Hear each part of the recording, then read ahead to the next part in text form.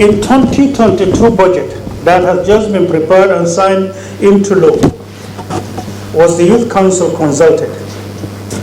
Were your problems enumerated? Was any registered youth body ever consulted before preparation of budgets? Were you called by any ministry? Were you invited by any part or arm of government? No. With this simple answer, it shows that in any given society or government, wherever it is, and no matter how clean and accepted it is by the society, it shows that there is very poor strategic investment into the future of that country, true to its unity, development, and preparation of the younger ones for leadership tomorrow. This negligence is unacceptable. And if the youth are realized that they are left behind and they refuse to act according to the law, calling on to the attention of the elders, institutions, and leaders of all arms of government, the youth and the leadership are one and the same, flowing on the wrong direction.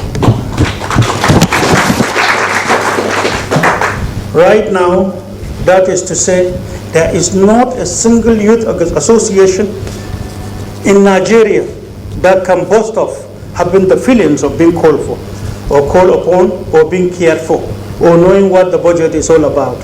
And I'm sure so it was, at least from 1999 to date. I'm not aware of any association that was called to prepare for budget, at least to consider issues that used to push young ones, the youth, into numerous setbacks that affects the country's future. So with this at the back of our minds, let me just make a few remarks that I wrote. First of all, there are numerous definitions and papers submitted that one may not count from in Nigeria, numerous institutions, numerous ministries, saddled with the responsibility of the affairs of the youth and their management, and then down to United Nations. If you are to consider the submissions, then it shows that there is no problem existing concerning the youth today and their future. But alas, too much has been said, but on purely ceremonial purposes, most unfortunately. Youth are, no doubt, the will of development in any country.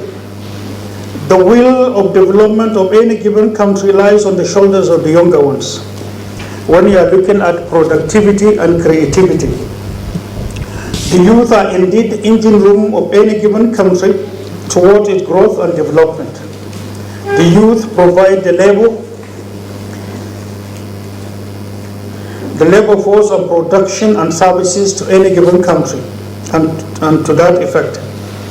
They are the critical masses of the population, in that in most cases they are between 65 to 75% from the given definition that I introduced earlier of any given country around the world.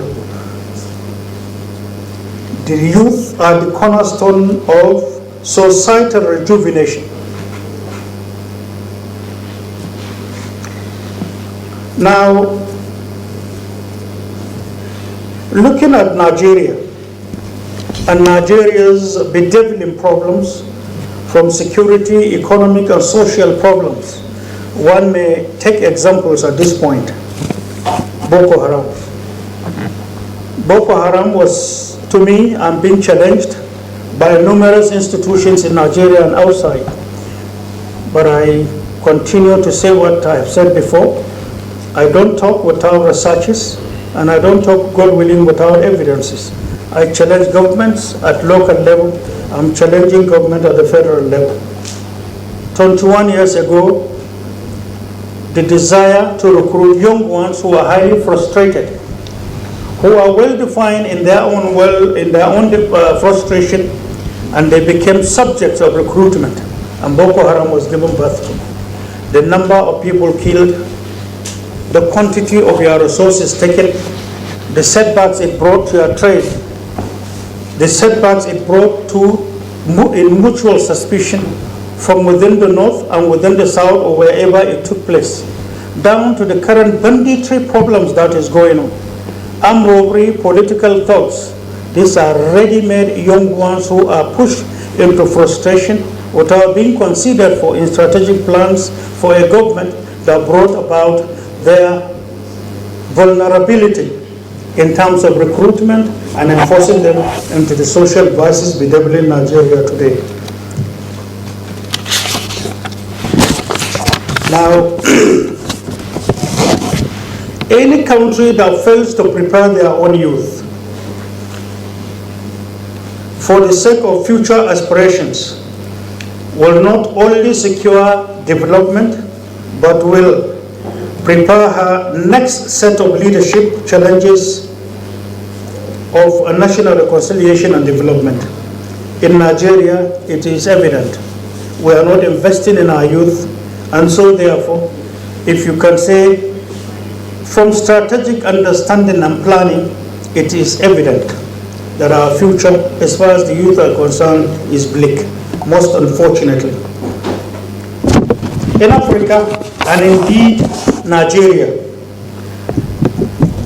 the challenges leadership have is that of engaging, at least from the age bracket we were given for the definition of the younger ones, 200 million youth, settling them with good lives and opportunities for them to be and to be recognized within the standard so earmarked for us to be recognized as human.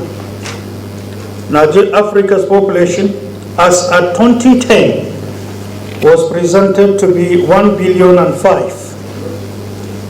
and it is expected, unfortunately, on social terms, to double by the year 2050.